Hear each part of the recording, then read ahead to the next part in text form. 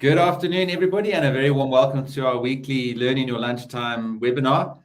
We've got a very special guest with us today, and what we'd really like is for you just to introduce yourselves as you're joining us, as you're coming online. Tell us what university you're from, and of course, any specific challenges that you've got with getting your thesis finished. I saw Gabi post this week from her blog, and it just resonated with me, the importance of having the right level of focus and doing enough writing on a daily basis.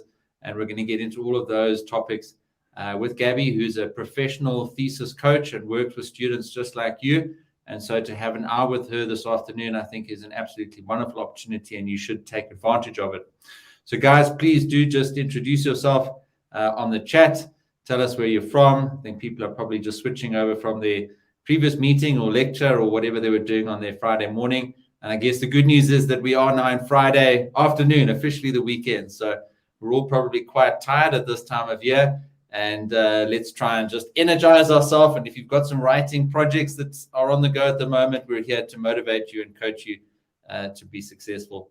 So, Gabi, just introduce yourself. We've had you with us previously, I think earlier in the year. But those of us that have not sort of heard about you or experienced your incredible services, tell us more about yourself, Gabi. Great, thank you. So I have a PhD. I finished my own thesis a couple of years ago. And the reason I start with that is because I've been there. I've been through the journey. I always like to say I was not the most elegant thesis student. I didn't find it easy. Who finds their PhDs easy? I don't know. I certainly didn't. It was hard. It took resilience. It took dedication. It took commitment. I wanted to give up. I didn't. I stayed with it. And so, yeah, the reason I start with that is to say I've been where you are if you're working on any long form writing project, whether it's a thesis or not. And my experience of going through it myself and then working with students on their writing through different capacities, my role at the University of Cape Town as a lecturer, working at their writing center, working one-on-one with students on their writing, I just realized how valuable and energizing I found it to work with students on their writing and to be able to help them through the journey. And because of that, I started my business called My Thesis Coach, where I work with students from around South Africa and overseas who are working on their own thesis journeys and or thesis projects. And I slot in wherever they are. So some of my students, some of my clients are just starting out. They know they want to do a master's or a PhD, or they know they have to write an honors project, but they don't know what to do it on. So I help them formulate a topic. I help them look into what they're interested in. So some of them are right at the beginning, coming up with ideas, and we look at some students are generating proposals still, so I provide input into that. And then other students are collecting their data, people are writing. So really my passion is to slot in wherever people need the most support. And I think going back to what I said at the beginning about my experience as a student, I had fantastic supervisors. I'm really grateful to them for their support. But I see many people don't have that kind of support, or even if they do, they need something extra. And I'm really grateful that I have the opportunity to come in there and help people along their journeys. Wonderful, Gabi. And we're going to share your website, and we'll have a look at your blog a little bit later so that people know where to contact you and what kind of value they can get from you. So thanks for that introduction. But just give us an idea of what are the sort of top 1 or 2 or 3 challenges that people are having specifically with regards to getting their thesis finished. I think you've given us a sort of a high level sense of the frustration and the emotional aspects. But typically when you go in to help people and sort of get them going on their journey, can you just pick out, what are those common themes that maybe people can then relate to and that we can then deep dive on in terms of solving those problems? Okay, for sure. So I think one thing which really stands out for me is that people often don't have a sense of the big picture of thesis writing. And by big picture, I mean that this is it's a big thing that needs to get done by a particular date. But I find many of the clients that I work with aren't able to conceptualize all the little small bits and pieces that lead up to that finished product. So, you know that you've got this thing you need to finish and this beast you need to get done, but not really a sense of what you need to do in order to get to that finished place. So a lot of the work that I do with my clients is about saying, okay, so you need to finish your thesis. where are we? So we figure out where we are, and then what still needs to be done. And so we break it down. Sometimes it's into chapters, sometimes it's into sections, sometimes it's into collecting data. What are your different methodologies? How long do you have to go? How long do you have to do all of those different things? And for a lot of the times it's about coming up with a plan about how you're going to manage to finish those different steps of the project by the time you get to that date of handing in. So a lot of the times, yeah, I'd say it's about helping my clients conceptualize what needs to happen in order for the project to get done. So that's the one thing. And then another thing I always say to my clients and my students at UCT, academic writing is nobody's first language. Like no one is born just knowing how to write academically, right? It's not the same as the way we write. And, you know, all my clients are amazing professionals in their particular fields.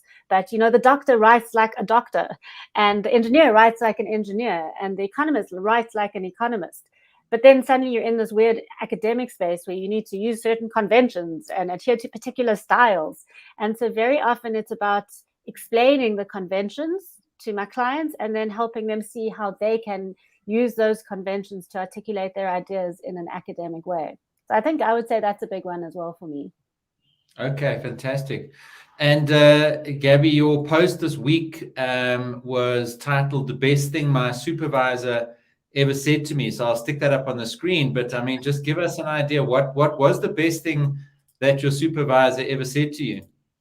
Okay, so I'll paint a little bit of the picture before I get to the actual words. So I took 4.5 years to do my PhD, and I had a baby. I got married at the beginning. It sort of like spanned my life. So I got married, and then I had a baby, and all that time I was trying to keep up with work. But you know, everyone listening to this webinar will know that life happens. There's a lot that happens along the way. And then I got to the point where I was like, I can't. It had been about 3.5 years, maybe a little bit more. And I was like, I actually can't do this. I need to carry on with my life. This project needs to finish.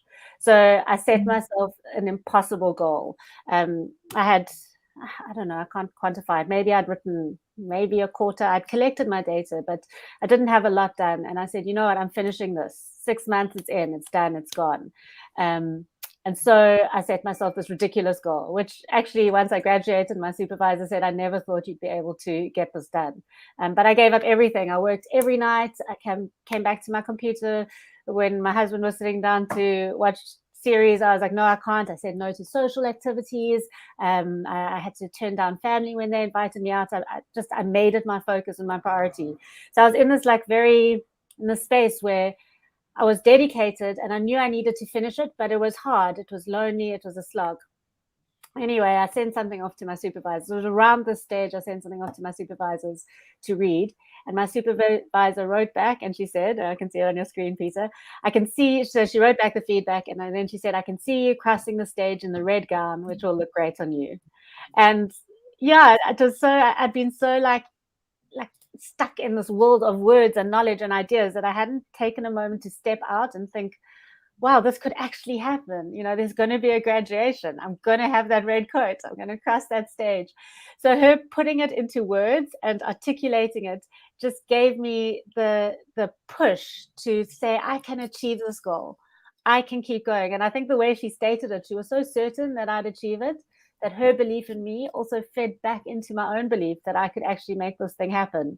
And I did. I kept those words with me. They just sat with me through those long, lonely nights, through the questioning, through the angst, through the difficulty. And those really pushed me through and kept me going through all those things, the coffee spilling, which you've got on the screen, all the other things.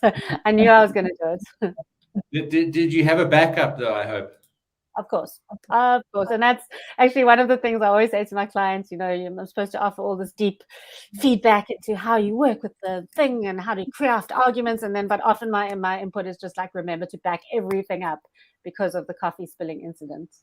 I thought I'd add a little picture of me with the red coat just because, you know, I think she's right. It does look pretty good. The hat's a bit silly, but the coat looks good.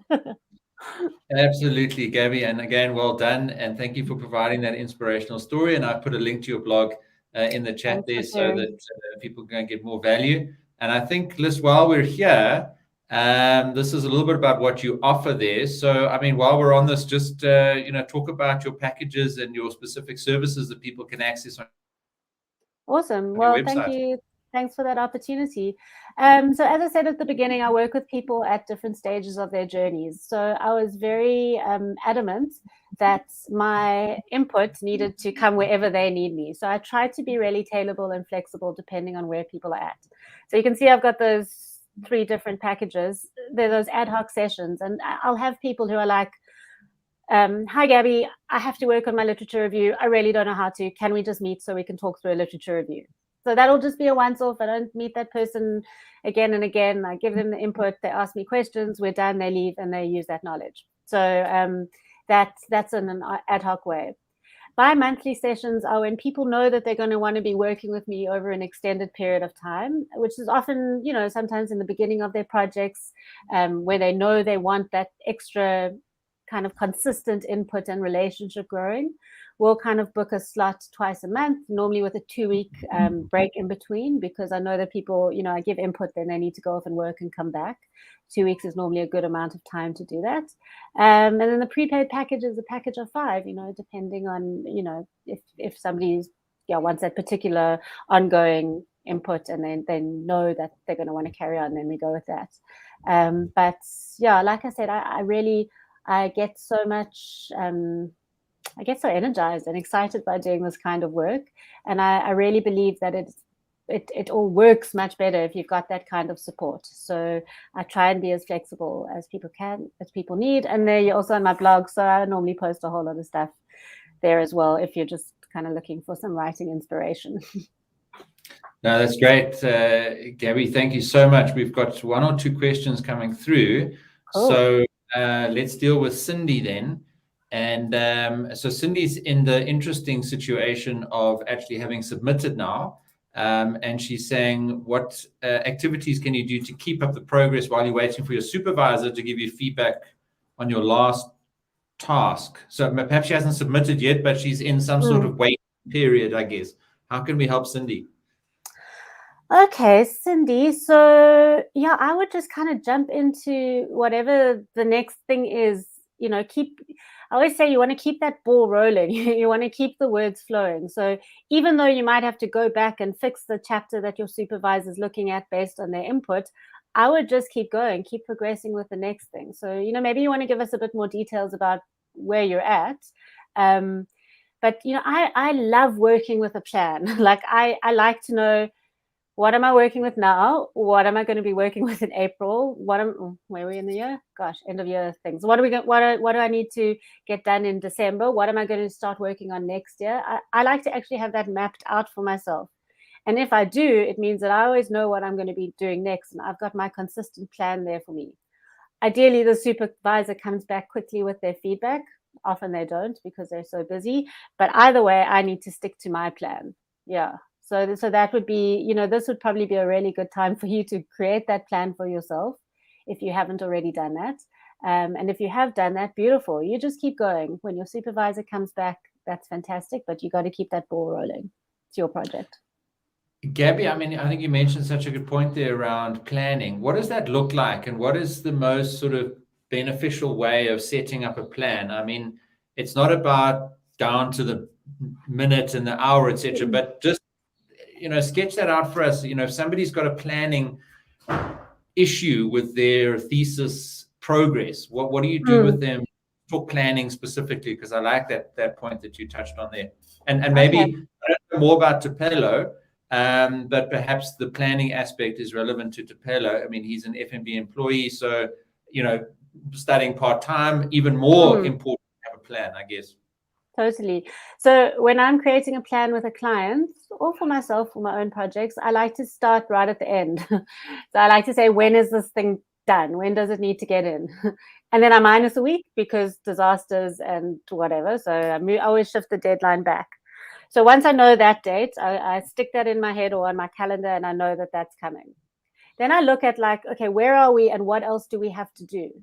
So sometimes that'll just be the writing. So it might be writing particular chapters. And luckily, I think a good thing about a thesis is that it is a very fixed format document. So There are no big surprises. You know you're going to need an intro. You know you're going to need a lit review. There's going to be a method chapter, findings, conclusions, recommendations, or discussions, that whole thing.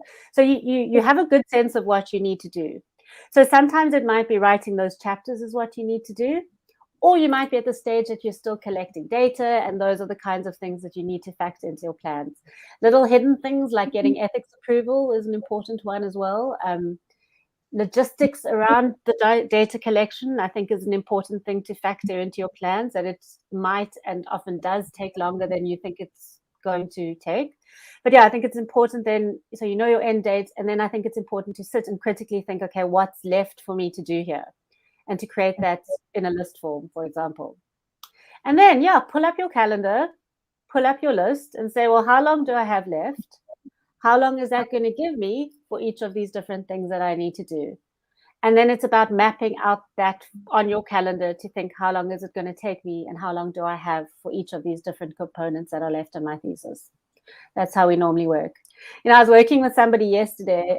He's an honors student, and they have to create this long final project. And his deadline is very soon. I think he's due in, I don't know, 10 days or so. And, you know, just life. I mean, we've all had a 2021 like that, I think. Like, work's been crazy, life is crazy, everything is nuts. So we've had to really pull those projects when we're creating our plan. We had to really move those dates forward and close together, and you know, he's under a lot of pressure. But you know, I said to him, it's just the way it is. Ideally you'd have months to do this. You don't. This is the amount of time we have, and so we had to make sure that the plan took that into consideration. There's this ideal world that we live in where we all like ideal and we have ages to work on our plans, and we're always going to on our projects, and we're always going to plan long in advance and everything's going to go according to plan. But I think, you know, if nothing else, the last couple of years have taught us that, you know, plans are great on paper, but don't always pan out. So I think even though we've got a plan and we've mapped it out, it's important to be flexible as well. And I think it's important to be self-compassionate about the pressures that we're all under.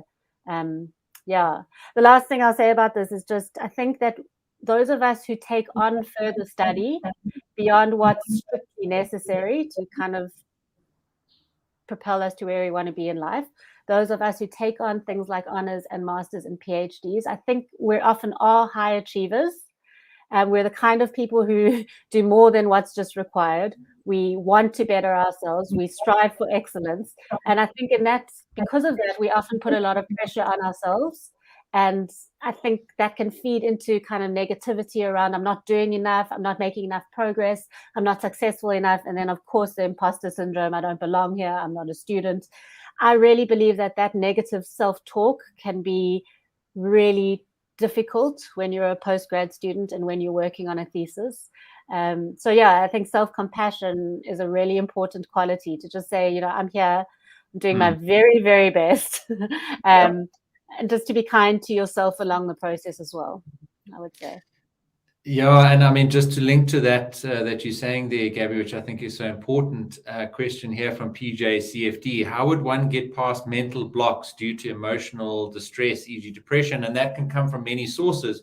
It can come from that sort of negative self-image in terms of whether you're not living up to your parents' expectation or your supervisor's expectation, or whether it's going to give you the results that you want, or whether you're going to pass or fail, etc. So it could be self-imposed. There could be other issues at play in someone's life.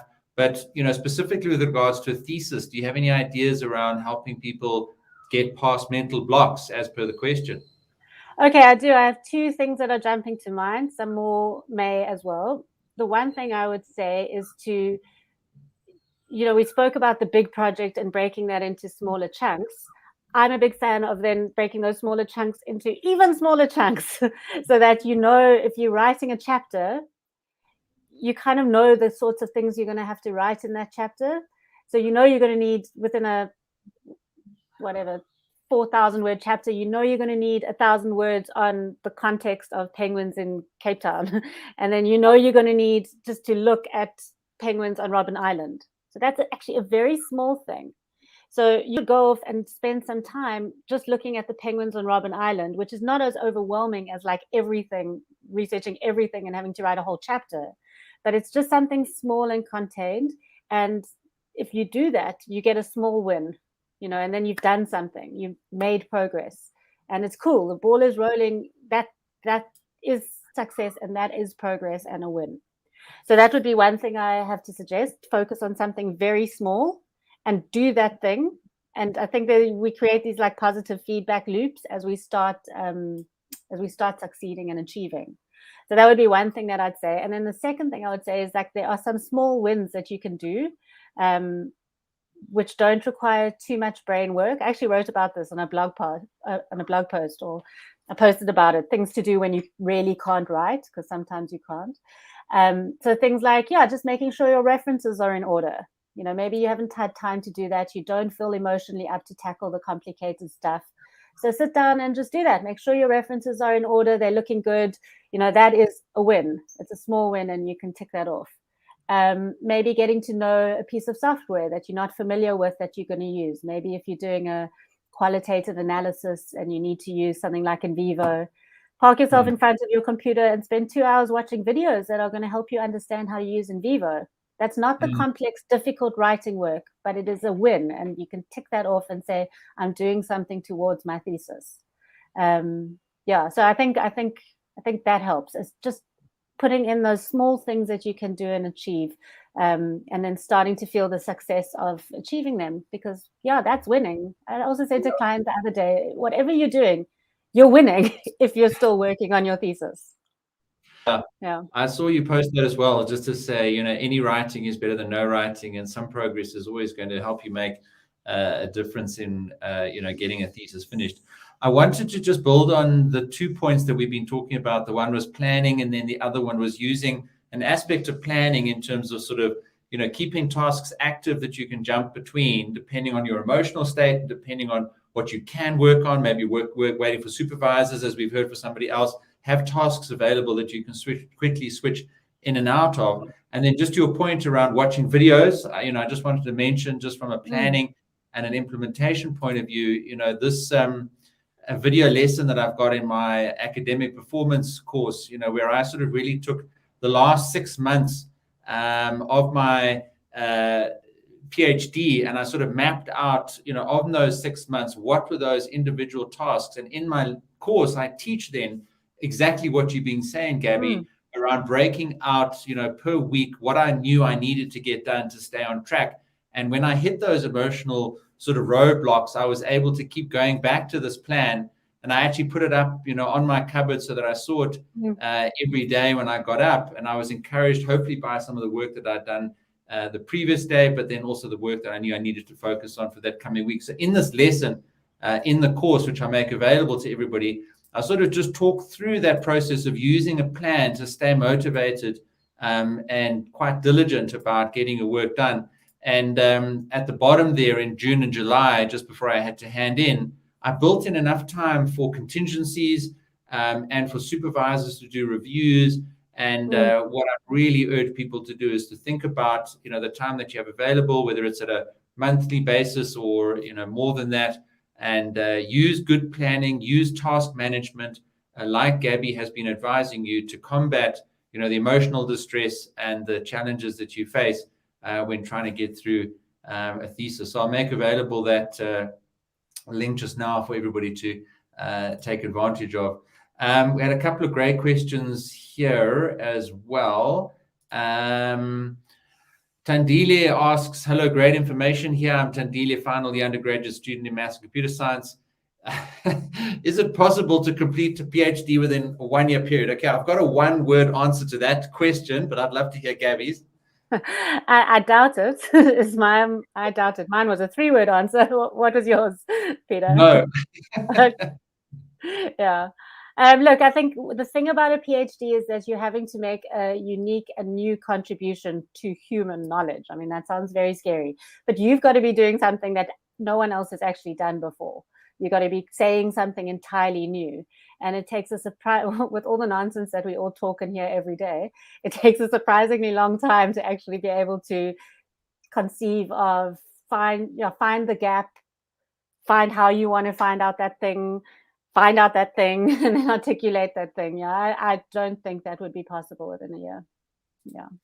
Yeah, I would have to agree with you there. And I don't know whether there are some specific circumstances, that are unique to Delia's situation, but I would say that it's going to be a 1% exception. And this idea that Gabi talks very importantly about, which is this mindset that you have to have right, is that going into any type of research degree is about contributing to human knowledge. And that is a time-intensive process, not only in the amount of time that you have to put into it, but the amount of elapsed time as well that has to transpire. And so that's why there are guidelines around how long a PhD should take, whether it's full-time or part-time. That will make a little bit of a difference there as well. But I think just to give you some clear guidance from this webinar, Tandile, I don't think it is possible. I don't know what you're trying to achieve necessarily. There could be other options. If you've only got a year available, there might be other things that you can do to try and achieve the goals that you're trying to get done. Let's go back to Cindy, giving a bit more detail here. I've finished writing chapters 1 to 3. The next step is data collection. I had planned to have mid-October, November for data collection. Should I just proceed with the pilot interview? So let me just give a couple of thoughts, and then Gabi, let's go into a little more detail. So Cindy, I presume you've done introduction, literature review, and methodology, which you can write quite a lot of before you do your field work and your data collection and then analysis, etc. So I'm just interpreting your question here to say that you seem, and I think we may have had a coaching call, so I do know a little bit about your situation. I think you were struggling with getting interviews and getting sufficient data. So I think when we spoke, if it is you that I'm recalling, my advice to you was just to keep pushing with those interviews, get those interviews into the diaries. And if you need to do 10 interviews, book 20 interviews, because people will cancel, people will delay, they won't sign your declaration form that you have to get them to sign to use their data, etc. So, my advice is just get going with the interviews. Those are always going to be a bottleneck in a human research related PhD. Gabi. Yeah, I would say similar. I mean, Cindy, if you've got a proposal and your proposal has been passed and your proposal outlined your research gathering or your methodology and your methods and analysis, then you've got your plan. Then I would say go ahead and get going. Your supervisors, if they were happy with your proposal, they should be happy with your plan. And then there's no reason not to go on, I would say. Yeah. Yeah. Okay. And Peter, can I just move us back to Tefl's question, because I'm interested in this question as well, and I'm interested to hear what you say, because I know around plagiarism you do a lot of stuff around that. So he was saying, so he was just two up, Tefl Motoim.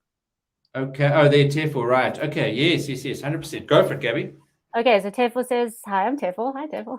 Okay, final year mechatronics at UCT. I was wondering how I can know my plagiarism score before I submit my thesis. Any resources that I can use? So Peter, I'm actually would like to pick your brain on that as well, because I know that once it goes through Turnitin, which most institutions have, then it's on Turnitin. So the next time you do it, it picks up your own work as plagiarism. So I'd love to hear from you about that one as well. Yeah, Tefl, Turnitin I used, and you would use Turnitin to get your plagiarism score. So you'd get a login from your university or an equivalent system, and you would be able to assess your plagiarism score before you actually submitted it, which is exactly what you're trying to achieve. And the university will give you tolerances for your level of plagiarism, because there's always going to be some inadvertent plagiarism. But as long as you've got any direct quotations within quotation marks, that's not going to count against your plagiarism score. What I say is the plagiarism will be picked up because it's inadvertent. There's always going to be some level of inadvertent, and typically anything below 4 or 5% is going to be fine. So you just have to get access to whatever system your university provides you to do a plagiarism check, because that same system is what your supervisors will put your document through once you've submitted it. And if plagiarism comes out at a significant level, then once you've submitted it, you've signed. Remember that first page you've signed. It's a declaration, and it's taken quite seriously that is your own and original work and hasn't been submitted previously. And you could get into serious trouble if there is a significant amount of plagiarism in your work. So you most absolutely have to do that test. Just an interesting side note, the algorithms that are used in those systems will also look at the style of your writing and compare that to the style of writing across the rest of the internet. And when I got my report from Turnitin, they said the report, it's all automated, and it said, look, we picked up that your writing is very similar to this other website where we've seen writing being done, and you need to just go and double check whether you need to reference that website a little bit more. And when I went through to the list, it was my own website with my own articles, peteralcom.com. So the algorithm picked up that my writing in my thesis was similar to my writing in my blog. So understand the power of the algorithm of being able to pick up those similarities. So it's not just the exact words and phrases and sentences, because people that are trying to game the system will copy work but change a few words, change a few phrases here and there, and the system will still pick that up. So Gabi, that would be my thoughts around plagiarism. And it's not, and I think final thought from my side is, and again, what we're talking about on this webinar today is, if you're under pressure, if you're chasing a deadline, do not try and solve those problems or get your thesis finished by copying other people's work. It will only ever result in unnecessary heartache and more depression and more anxiety, and potentially never being able to complete your thesis, because you'll be black marked and unable to register at other universities potentially. So Gabi, that would be my thoughts around plagiarism. And they're answering Tefo's question about using Turnitin to check your score before you submit. Tefo, I also know that Grammarly Premium, I know that is, not everybody has access to that, but Grammarly Premium also has a plagiarism checker. So it's almost like you could run it through that and check before you do the Turnitin one. So that might be something if you had access to that. Yeah. And I think, Gabi, so obviously Grammarly is going to have access to all the public sources on the internet, but I guess, all the academic sources of the databases of theses, that perhaps are behind the firewalls of the universities, etc. But so absolutely use both potentially, but it'll certainly give you a very good guide there. Okay, fantastic. Shall we look at Patience had a great question here. And I think I want to spend a little bit of time on this. Patience, hi, I've been doing a PhD for almost 6 years, and it doesn't seem like I'm going to finish soon. Those of you listening on the podcast, we've got a heartbreak emoji, 1, 2, 3. So Patience, we really sympathize, and I want to just re-emphasize what Gabi said at the beginning. We believe in your ability to finish. We believe that you can put that gown on and cross the stage and get your degree. So the fact that you're here today in this webinar means you want to take action to get finished. But we also recognize the emotional distress that you're going through. As you say, it's really frustrating, and I don't know what other strategies to employ to finish. So my answer to you would be, Patience, phone Gabi Nudelman and book one of her packages, and I'm sure she'll give you a good discount rate if you say that you came to her through this webinar. But Gabi, in addition to a consultation with Patience, perhaps after this webinar, what could you suggest right now to her and anybody else listening? Okay, so I would say the first thing to know is that it is doable, Patience, and everybody else. Like, there's no reason why I should have been able to do my PhD and finish it, and you couldn't. You can do this. I know you can. Because you're signed up, you've stuck with it, you've shown the consistency to keep registering, to keep going on. So yeah, firstly, I know you can do it. And that's the first thing that I will say. Second thing that I will say is that maybe it's just worth taking a moment to just go back and look what you've done over the last 6 years. If you've got your proposal through, that is a big deal. You did that. It didn't exist before you did, and you've done that. Whether you've collected your data or not, that is a big deal, and you've done it. Or even if you've just planned your data collection, you've got a plan. That is more than what doesn't exist, which is nothing, right? You've made this happen. So maybe just spend some time looking back and thinking, okay, what have I done? And just take a moment to recognize that. And if it's nothing, which I doubt it is, but you've shown the tenacity and the resilience to keep coming back, and you've done it in the midst of a pandemic, and you've done it in the midst of the repercussions on those pandemics on our lives, which have been huge in so many ways, and you've come back to keep going, and that shows enormous strength. So I think you get to say well done to yourself and give yourself a pat on the back. And then what I would do if I were you is what we were talking about at the beginning of the webinar is kind of look and think like, okay, when can I get this done? Is it the end of next year? Okay, and if that's it, it's a long goal, but is that it? And okay, what do I still need to do? And try and create one of those schedules for yourself, like what Peter was saying on the video that he's going to share, the course that he's going to show, or as I just briefly spoke through at the beginning. But create that plan for yourself, a kind plan, a soft plan, a compassionate plan, and get going again. Get those small wins happening, ticking them off. Yeah, you've stuck with it long enough. You deserve to get this. It's not a reflection on you that you haven't made the progress that you want to, and it's never too late to keep going and get the PhD done. You've got plenty of time, and you can still do this thing. Yeah, thanks, Gabi. I appreciate that advice so much. And I have now shared that course there, and there's free access for you patients and anybody else on this webinar. And the lesson that I had up on the screen is in that course. And what it sounds to me like, patients, is you are hopefully in the latter stages, finishing off, and perhaps, have a lot of writing and structuring of the actual document that you need to work through. And that's really where the focus of that course is in terms of the plan that I showed earlier. And just breaking the 6 months or however long it is that you think you'll be able to finish, as Gabi said, try and peg that a date. And then, as she said earlier, work backwards from that, and then use the planning techniques in that course to fill in the dates and the pieces of work that you need to do. And then manage around your life. You don't have to do this 24/7, block off a couple of weekends, a couple of holidays, and then you'll look forward to those. And those will be milestones that you can use to reward yourself for the great work that you do. So patients, go through that.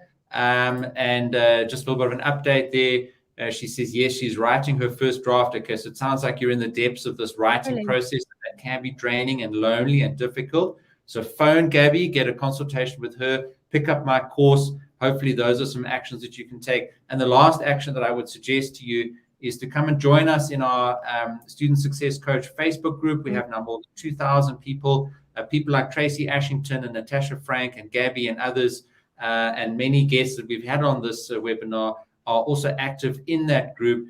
And that is a very safe space within which you can share and get support. And we even have 6 mentors that have signed up in that group that you can contact through the Facebook feature of that group, and get sort of ongoing weekly support with them, even if it's just a 20-minute check-in to keep you focused and on track.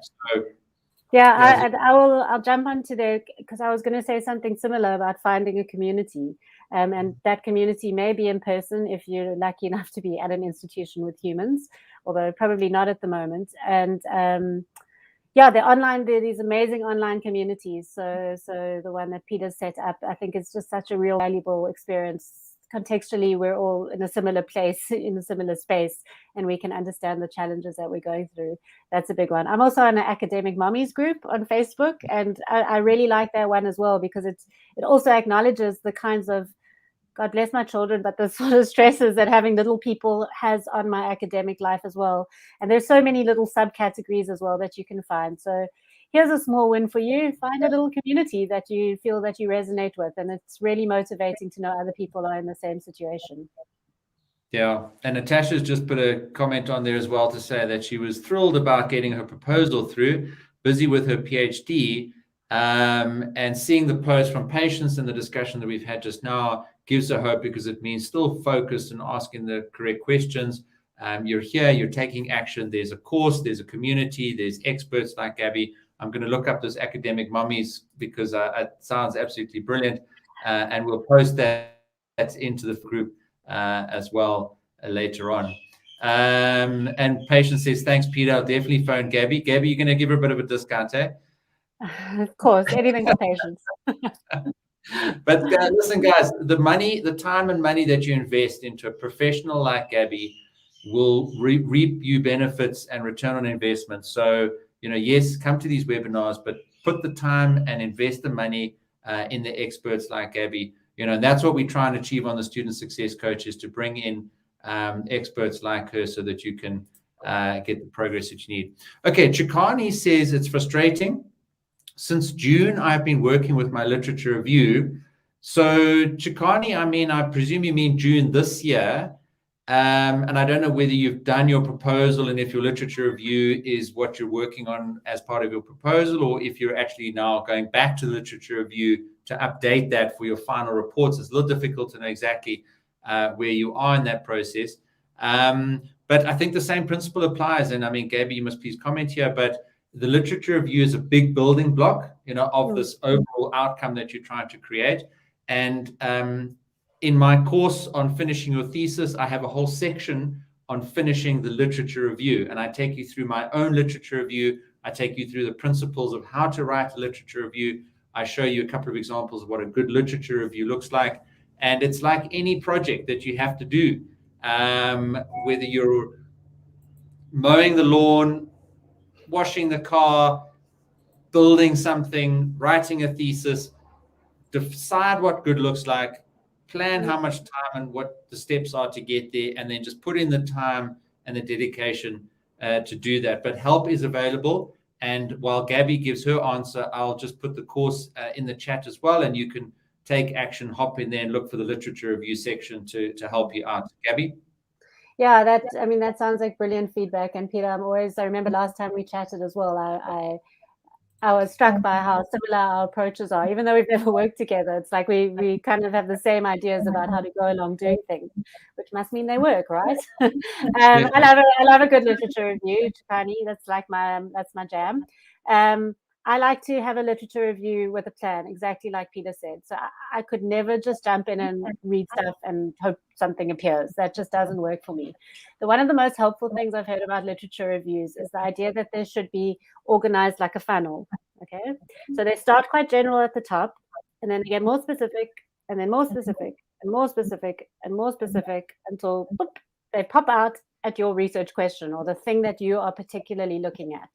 So, for example, if I am to use that stupid example from earlier, if I'm interested in the penguins of Robben Island, my literature review might start off by looking at marine life, and then I might get a bit closer and speak about marine animals within South Africa.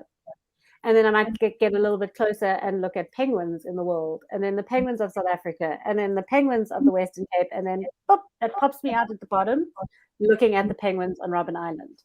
Okay, stupid example, obviously, but think to yourself, if you needed to take a moment to step back from your literature review and open a blank piece of paper and write your research question or your research focus at the bottom. So that's the bottom of the funnel. And then just start to think up, what is the most general thing what is the general thing the reader needs to know about this topic? And then getting a little bit more specific and a little bit more specific and a little bit more specific until you pop out at the bottom. Because, I find with literature reviews, what is that literature review doing, right? It's doing a couple of things, but one of them is it's providing a building base for your reader to understand the stuff that you're going to go on to talk about. So you need to give them as much information as you can to lay a strong foundation so that they understand what hasn't been dealt with yet, which is your topic, but also what other people have said about related topics. So yeah, I would take some time to kind of sketch it out for yourself, what it might look like. And that makes it a lot easier as well, because you can jump in at various stages of that literature review as you're working. And that map can be flexible. You might want to change something, and that's fine. But always, I have to start with something on my page. Otherwise, I just freak out because I don't know where, what, or who to write about. So yeah, that would be my advice around a literature review. No, fantastic. Thank you, Gabi. And what I've got up on the screen there is the lesson from the course I've just made available on the chat, in which I teach you how to finish a literature review. And I do a demonstration of my own literature review from my PhD final report.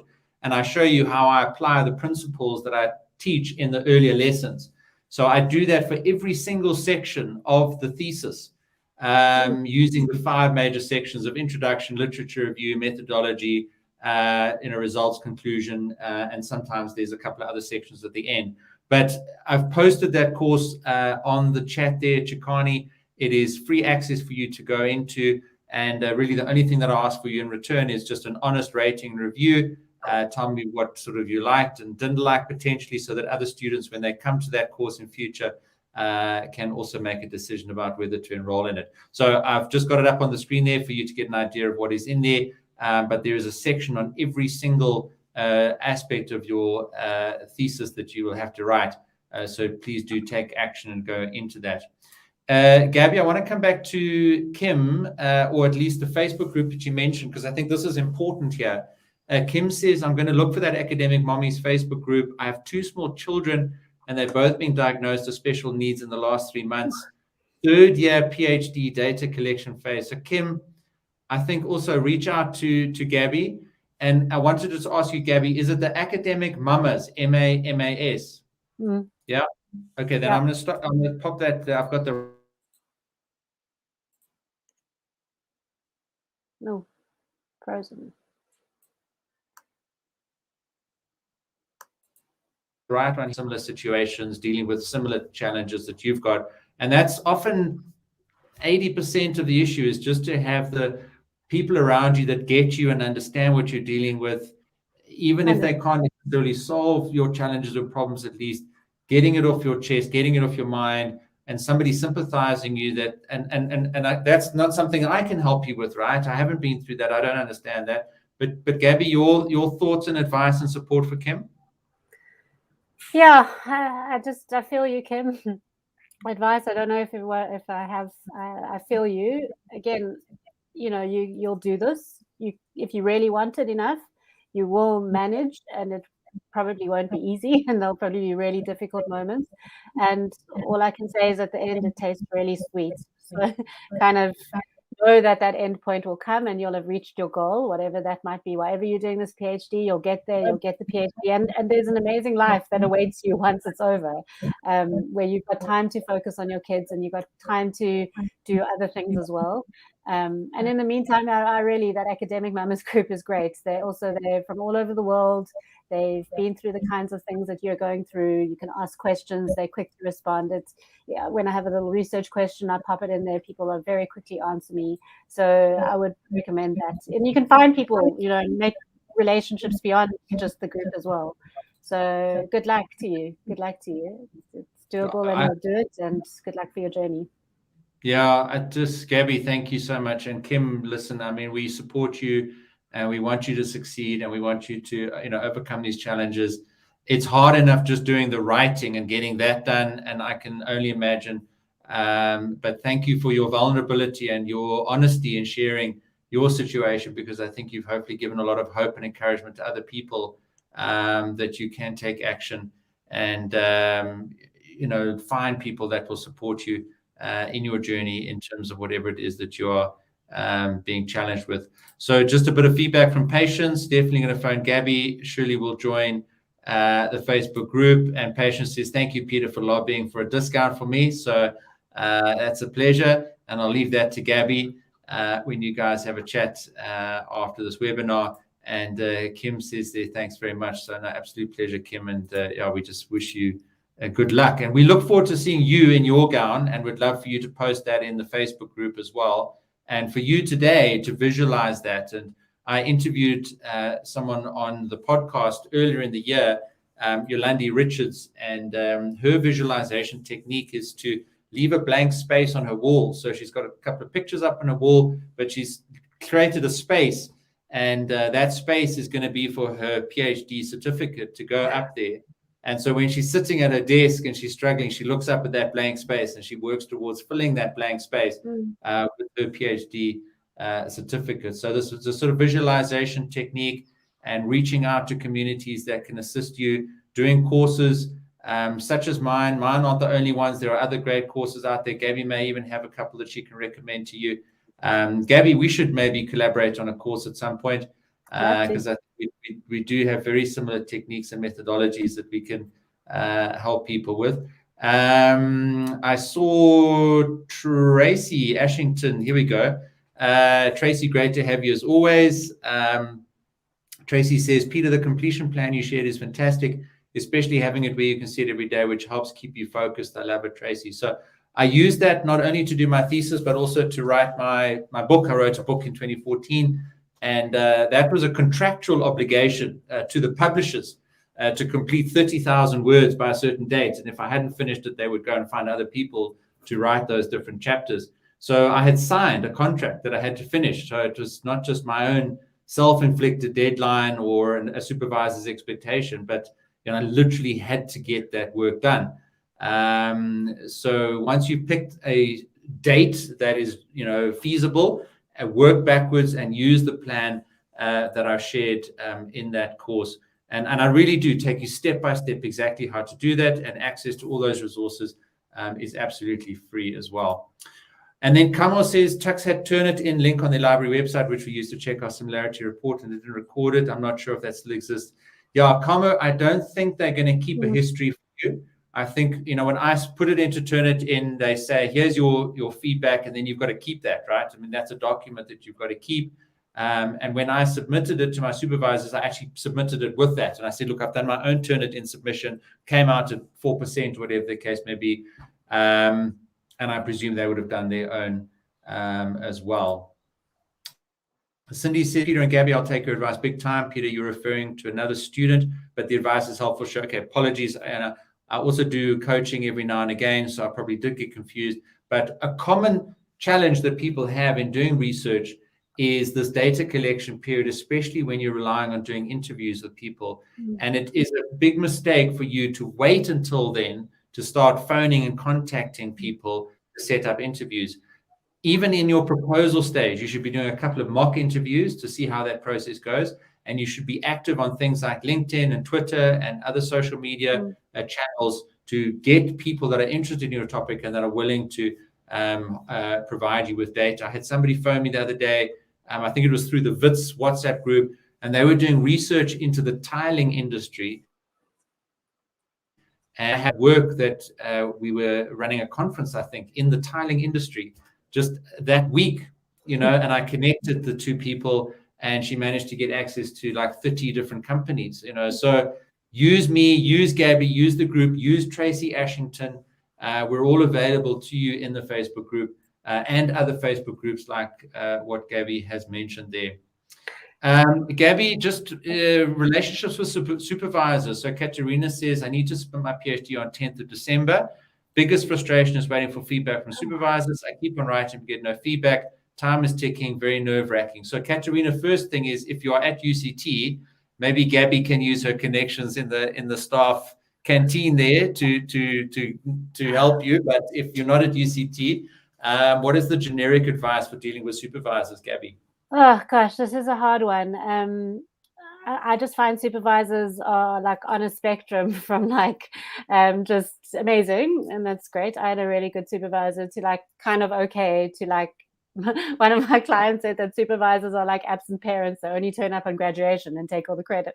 So sometimes you've got those, and then like sometimes they just seem to be downright evil. It's a very hard one. It's a very hard relationship to navigate. And Katrina, if you were early in the process, I could maybe offer you some strategies. This is a hard one though, because you actually like really need to kind of get it through at the end and get their okay on it. I mean, what I will say is that they'll probably come to the party eventually. I don't know if that's very comforting, but there's stuff they have to do to say it's okay for you to submit. So eventually they'll come around, but I can get that must be hugely anxiety inducing if they haven't done that yet and you're waiting on a deadline. What's your feedback, Peter? What would you say in that situation? My advice for dealing with supervisors is in one of the lessons in the first course that I put on the chat, which is how to boost your academic performance. And the technique that I teach there is to get into a weekly rhythm with your supervisors. And for my PhD, I sent pretty much most weeks one email to all three of my supervisors every Sunday night.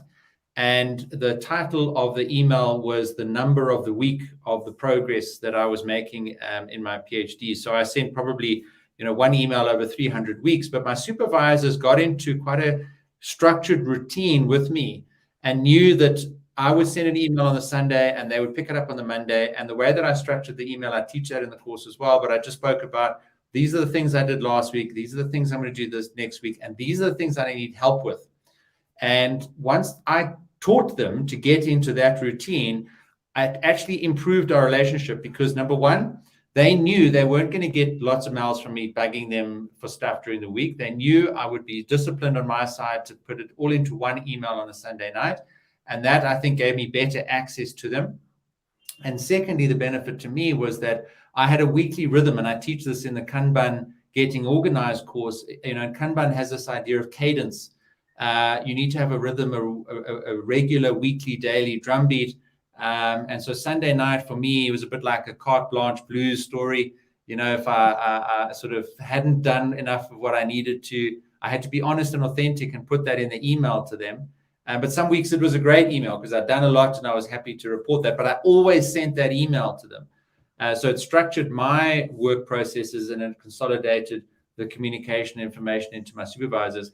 And I did get into a situation like what we were dealing with and answering that was up on the screen just now. And because I'd had good access to them and structured that relationship quite well, I was able to then be a bit more demanding and just say, look, guys, I've been very organized and I need this now. We're now getting into sort of late timelines and you've got to give us feedback. The last point I will make, Gabi, and I mentioned it when we talked about that 6-month planning method, was to build in that time. And when I developed that plan, I then sat with my supervisors in the January and I said, right, guys, this is the 6-month plan. And I said, I'm going to go away and do the bulk of the writing. I'll still send you an email every Sunday night. But then I said, these 2 weeks here, and it was like this 3rd and 4th week of April, I said, that's when you need to be reviewing my draft. And I need feedback from you on the 29th of April. And it was in January already, right? So I teed them up way, way, way ahead of time. And every week I just reminded them, 29th of April, 29th of April, 29th of April, 29th of April. Look, they were still late, but it wasn't too much after the 29th of April. So, a supervisor, if I was a supervisor and I was listening into this conversation, I would say, well, don't make your emergency or your bad planning my crisis, right? I've got 20 students that I'm dealing with. And yes, you have some supervisors that, as you say, Gabi, are a little bit harsh or difficult to access, and others that are a lot more easier and more practical to deal with. But that's the worst case scenario that you've got to think about, that you're competing with other students, all demanding time and input from the same supervisor. Okay. I'll say one more thing and I'm done. But just to say, Katrina, you have come so far. Oh my goodness, you're so nearly done. You know more about your topic now, probably, than your supervisors. So I think also just be confident to know that I'm now the expert about this thing. I'm now basically nearly done. And I think it's about, taking some bold moves and doing what you need to do to get your supervisor over. Yeah, to get your project over. So I think it's confidence and self-belief. Yeah, it's exactly that, Katerina. I unfortunately get told I have many students in my position. That's exactly the point. That's exactly what I was saying. From their perspective, they just say, well, get in line. So do that course there where I talk about how to build in supervisor review period in your plan, and then agree with that up front. And then you really sort of they've got no excuse because you've prepared them for that. You put a plan in place that they should have anticipated, and you've got a better chance. I'm not saying it's 100%, but we do sympathize.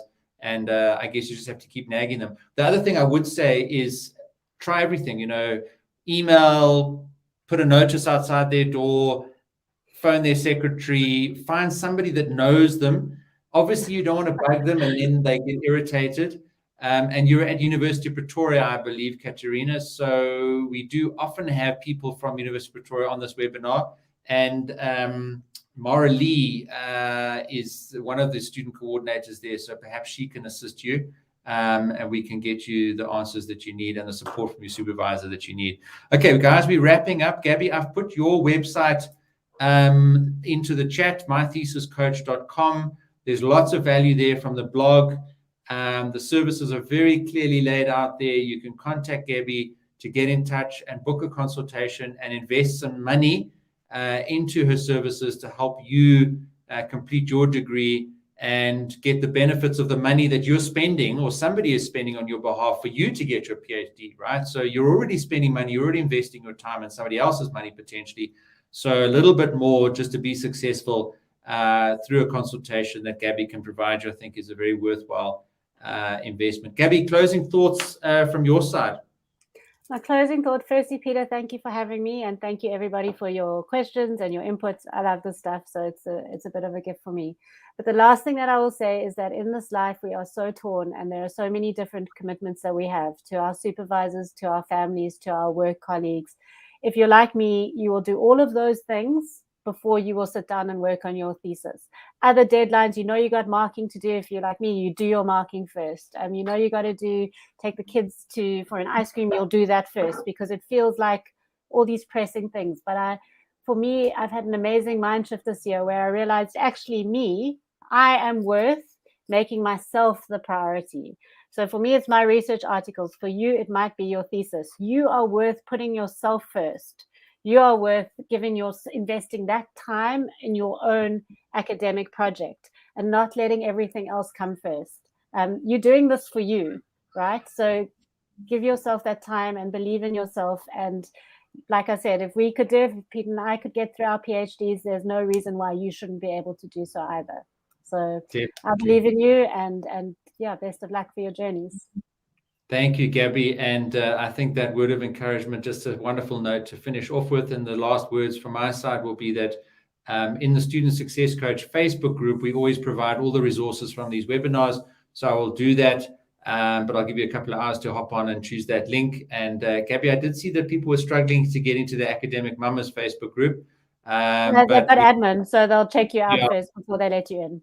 Okay, all right. So don't give up on that one. But I admin on the Student Success Coach Facebook group, so we'll assist you there and make sure that you've got all the resources. I also put the link for the YouTube channel. So if you want to get access to this recording again, it'll be on the YouTube channel, as well as all the other webinars. In fact, one of Gabi's previous webinars, we were discussing the thesis writing aspects earlier in the year. That's available on the YouTube channel. Plus, I've put those 2 course links there. So those are free. You can go and enroll there. Please do leave a rating and review so that we've got your feedback. That'll be extremely helpful there as well. Okay. I have a Facebook group too. I always forget, but you can join my Facebook group too. Okay. Is it on your, is it on? Yeah. Oh, that's right. You do. Yes, it's on your. Yeah. And I'd love to connect with you on LinkedIn as well. Anybody who's keen to talk more thesis stuff. Fantastic. And I've just put your Facebook group there as well. So, Gabi, thank you. And absolutely, I mean, we cross-pollinate and we share and we help each other. So we're all supporting each other.